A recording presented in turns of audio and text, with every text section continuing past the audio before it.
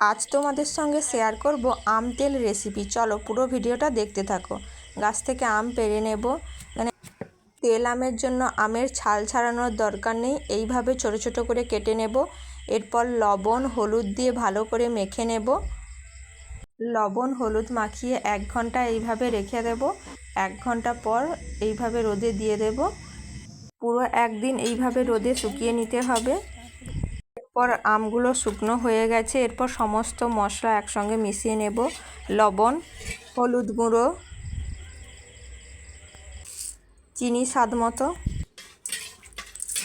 এরপর লঙ্কা গুঁড়ো 2 চামচ, জিরে 2 চামচ আধা ভাঙা, এরপর মেথি 1/2 চামচ, এরপর পানমৌরি আধা ভাঙা, এরপর সর্ষে গুঁড়ো 2 চামচ, জোয়ান 1 চামচ, এরপর কালো জিরে 2 চামচ,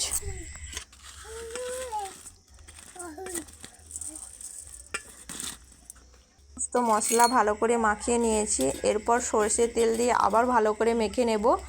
মাখানো হয়ে গেলে এগুলো জারে পুড়িয়ে নেব।